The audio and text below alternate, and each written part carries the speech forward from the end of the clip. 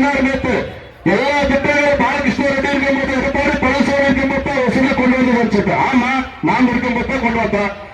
இதே சில 844 கொண்டு வந்தது நாங்கதான், எஸ்டிஆர் கொண்டு வந்தது நாங்கதான், ரிங் ரோடு கொண்டு வந்தது நாங்க, எல்லாமே நாங்கதான். இல்லன்னு சொல்லு. அதுக்காக மக்களுக்கு எதுவும் பாதிப்பு இல்லையா?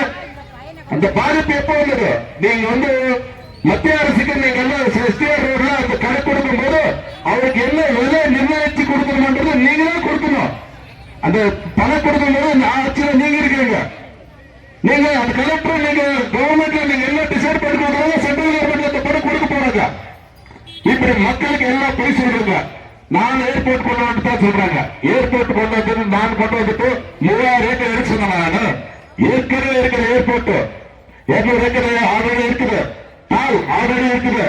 அதிலே நிறைவேற்ற அதிலே கொண்டு வரலாம். நாம் அண்ணா எடப்பாடி இருக்கும் போது நம்முடைய பிரதமர் நரேந்திர மோடி இருக்கும் போது இந்த ஓசூருக்கு ஒரு ஸ்கீம்ல நம்ம ஸ்கீம் கொண்டு வந்து ஏர்போர்ட் தயாரிக்க ஏர்போர்ட் பண்றதுக்கு கொண்டு வந்தா. ஆனா அந்த ஏர்போர்ட்டுக்கு ஏற்கனவே பெங்களூர் ஏர்போர்ட் நம்மளுக்கு பர்மிஷன் கொடுக்கல. இப்போ பர்மிஷன் இல்ல, 2038 வரைக்கும் பர்மிஷன் இல்ல. ஆனா யாருக்கும் இந்த நிலத்தை கட்டப்பட்டதுக்காக, யாருக்கும் தாராளத்துக்காக இப்போ இந்த 3000 ஏக்கர் எடுக்கிறாங்க சொல்றாங்க. அது சாத்தியமே இல்லை. ஏன்னா இங்க அவங்க இருக்கிறது 2 மாசம் கூட இல்லை. இந்த 2 மாசம் வீட்டுக்கு போறது விவசாயிகள் யாரும் இந்த ஓசூர்ல பயப்பட தேவையில்லை. நாம ஏற்கனவே அந்த ரோடு கொண்டு வந்திருக்குது. அந்த ரோடுக்கு இருப்பது இன்னைக்கு நாலேஜ் காலேஜ் சொல்லிட்டு நீங்க கொண்டு வந்திருக்கீங்க. அந்த ரோடு இருக்கிறதால நீங்க கொண்டு வந்திருக்கீங்க. ரோடு கொண்டு வந்துட்டே சொல்றீங்க. அந்த ரோடு இருக்கிறதால நீங்க நாலேஜ் காலேஜ் சொல்றீங்க. இந்த நாலேஜ் காலேஜ் வராது, ஏர்போர்ட் வராது. இருக்கிற ஏர்போர்ட் சொல்லுங்க. நாங்க அண்ணன் எடப்பாடி இடத்துல சொல்லி, நம்முடைய பிரதமர் நரேந்திர மோடி இடத்துல சொல்லி, கண்டிப்பாக ஏர்போர்ட் ஏற்கனவே இருக்கிற இடத்துல ஏர்போர்ட் கொண்டு வரேன்னு சொல்லிட்டு இங்க இருக்கிற விவசாயிகளுக்கு எல்லாம் நான் சொல்ல கடமைப்பட்டிருக்கேன். அது மட்டும் இல்ல, நீங்க எல்லாம் பார்த்திருப்பீங்க, இந்த அரசு எல்லா திட்டங்களை நிறைவேற்றிட்டேன்னு சொல்றாங்க. இன்னைக்கு கேஸ் சிலிண்டருக்கு மானியம் கொடுக்கணும் சொன்னாங்க. கொடுத்தாங்களா? இங்க எடுத்துருக்காங்களோ கேஸ் சிலிண்டர் மானியம் கொடுத்தாங்களா? நீட் ரத்து செய்யறாங்க, செஞ்சாங்களா? பெட்ரோல் டீசல் விலை குறைக்கிறாங்க, குறைச்சாங்களா? அரசு வேலை லட்சக்கணக்கான அரசு வேலை கொடுக்கிறாங்க, கொடுத்தாங்க. இளைஞர்களுக்கு 5 லட்சம் இளைஞர்களுக்கு வேலை கொடுக்கிறாங்க, கொடுத்தாங்களா? 30 வருஷத்துக்கு மேல இருக்கிற பெண் பிள்ளைகளை கல்யாணம் ஆகிறவர்கள் அரசு வேலை கொடுக்கிறாங்க, கொடுத்தாங்களா? இன்னைக்கு அரசு வேலை அரசு வேலையில் இருக்கிறவங்களுக்கு எல்லாம் பழைய ஓய்வு திட்டத்தை கொண்டு வந்து கொடுக்கறான்னு சொன்னாங்க, கொடுத்தாங்களா? இன்னைக்கு பாருங்க, பாவட டீச்சர்ஸ் எல்லாம் யூனியன் ஆபீஸ் பின்னாடி ஆர்ப்பாட்டப்பட்டிருக்காரு. அவருக்கும் சொன்னாங்க நிறைய திட்டங்களை கொடுக்கணும்னு சொல்லிட்டு 5 வருஷமா கொடுக்கலாம். அவரும் இந்த மாதிரி ஆர்ப்பாட்டத்தில் இன்னைக்கு உட்கார்ந்து இருக்கிறாங்க. இங்க இந்த அரசு மக்கள் விரோத ஆட்சி, இந்த ஜனநாயக ஆட்சின்னா அது அண்ணன் எடப்பாடி ஒரு ஆட்சி, அங்கே சென்ட்ரல் வந்துட்டு மோடி அரசு என்பதை இங்கே தெரிவித்து கருதப்பட்டிருக்காரு. ஏற்கனவே காங்கிரஸ் குடும்ப ஆட்சி இருந்தது, அதுக்கு முற்றுப்புள்ளி வச்சாச்சு.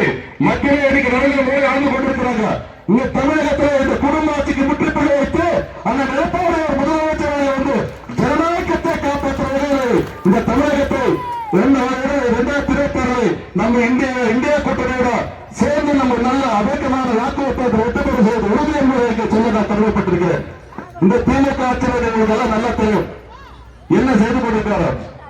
அவர் இன்னைக்கு எல்லாமே எங்க பாரு ஊழல், இன்னைக்கு ரேஷன் அரிசியில ஊழல், டாஸ்மாக்ல ஊழல், இன்னைக்கு உள்ளாட்சித்துறையில ஊழல், பிரதி எல்லா துறையில ஊழலை செஞ்சு கொண்டிருக்காங்க. இந்த ஊழல் ஆட்சி வீட்டுக்கு அனுப்ப வேண்டும்.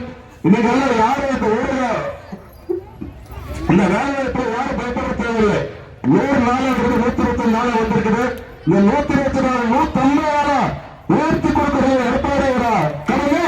நம்முடைய பிரதமர் நரேந்திர மோடி கண்டிப்பாக செய்து கொடுப்பார் என்று சொல்லுவேன்னா நம்ம எல்லாம் இடுக்கமா இருக்கிறோம். நாம எல்லாம் அண்ணன் எடப்பாடி அவர்கள் மோடி இடுக்கமா இருக்கிறாங்க. இந்த தமிழகத்தில் ஒரே ஆண்டில் 11 மருத்துவ கல்லூரிகளை கொண்டு வாய்ப்பு ஏற்படுகிறது. இன்னைக்கு இந்தியாவிலே எந்த மாநிலத்தில் இல்லாத அளவுக்கு கல்வி ஆலயங்கள் இங்கே இருக்கிறதோ அதுக்கு அண்ணா திராவிட முன்னேற்ற கழகம் தான் சாட்சி. இன்னைக்கு இந்தியாவிலே எந்த மாநிலம் இல்லாத அளவுக்கு இன்னைக்கு சாலைகள் உள்கட்டமை பிரச்சனைகள் எல்லாம் உருவாக்கி இருக்கிறதோ அது அண்ணா திராவிட முன்னேற்ற கழகம் ஆட்சி. அதனால பேசுறது நீங்க வந்திருக்கிறவங்க எல்லாமே பயப்படாதவர்கள். அவர் சொல்றதெல்லாம் போய் அந்த போய்க்கு முற்றுப்புள்ளி வைக்கிற நம்ம அண்ணன் எடப்பாடி அவர்கள் சொல்லிருக்கிறார். கொடுத்திருக்காங்க, இதுக்கு நிறைய வாக்குறுதிகள் கொடுத்திருக்காங்க. கண்டிப்பாக எல்லா பெண்கள் மட்டுமே இலவசமாக போறது பேருந்துல ஆண்களும் இலவசமா போகலாம் சொல்ற அந்த நிலைப்பாடு சொல்லியிருக்காங்க.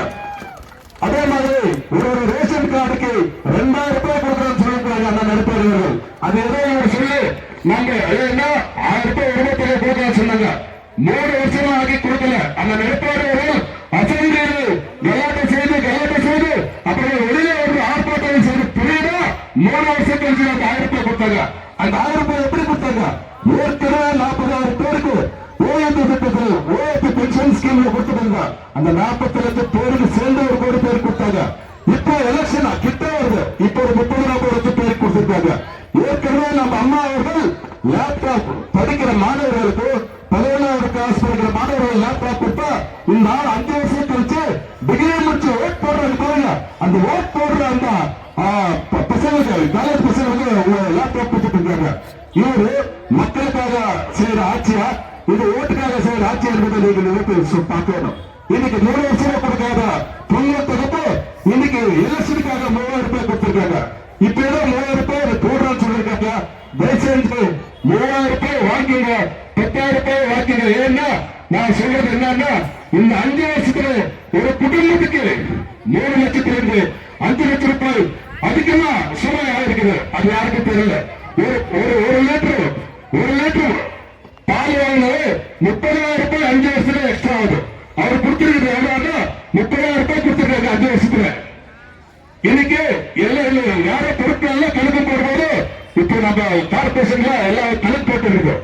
ஒரு வீட்டுல ஒரு வருஷத்துக்கு எவ்வளவு, ஒரு மாசத்துக்கு என்னென்ன வாங்குறீங்க கணக்கு போட்டு ஒரு வருஷத்துக்கு 5 வருஷத்துக்கு கணக்கு போட்டா மோர் 4 லட்சத்திலிருந்து 10 லட்சம் அதிகமா செலவாயிட்டு இருக்குது.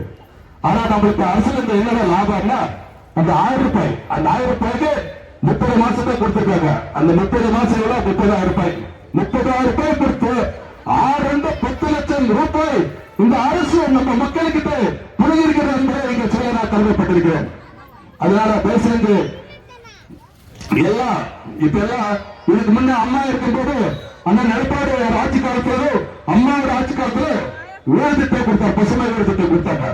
அந்த திட்டம் எப்படி நிலம் இருந்தா வீடு கட்டி கொடுப்பாங்க. இப்ப வந்து அந்த நிலைப்பாடு சொல்லிருக்காரு, நிலம் இருந்தா வீடு கட்டி கொடுக்கணும், நிலம் இல்லைன்னாலும் நிலம் வாங்கி வீடு கட்டி கொடுக்க வேண்டும் அந்த நிலைப்பாடு சொல்லியிருக்கிறாங்க. எல்லாருக்கும் கண்டிப்பா வீடு கிடைக்கும்.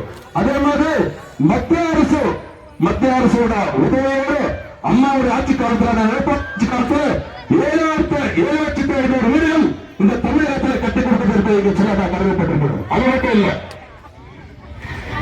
இல்ல இப்ப வந்து 100 ரூபாய் சிலிண்டருக்கு மானியம் கொடுக்க சொன்னாங்க. 100 ரூபாய் கொடுக்கல, சிலிண்டர் கொடுக்கல. அந்த நிலைப்பாடு வருஷத்துக்கு 3 சிலிண்டர் கொடுக்கலாம் சொல்லிருக்காங்க. இதெல்லாம் ஏதோ இதுக்காக சொல்லல, இது வந்து அம்மாவுடைய ஆட்சியோட நிலைப்பாடு ஆட்சி நல்லா தெரியும். சொன்னதும் சொல்லாத செய்யற ஆட்சி அண்ணா திராவிட முன்னேற்ற கழக ஆட்சி. இதெல்லாம் பார்த்திருப்பீங்க. நம்ம சொன்னது எதுவுமே சொல்லாததும் செஞ்சிருக்குது. நம்ம இன்னைக்கு நாம் ஆட்சிக்கு வந்தவர்கள் 3 மாசத்துல இந்த திட்டங்கள் எல்லாம் செயல்படும் என்பதை உங்களுக்கு தெரிவித்து கொண்டு இந்த கோத்தங்கடை எழுப்பி நம்முடைய கிராமப்புற தேசிய யுவர்களுக்கு சப்போர்ட் பண்ண சொல்லிட்டு நம்ம இங்கே கோத்தங்கள் இருக்கப்படும். போராட்டம் இது போராட்டம், போராட்டம் இது போராட்டம், போராட்டம் இது போராட்டம், போராட்டம் இது போராட்டம், போராட்டம் இது போராட்டம், இது போராட்டம்.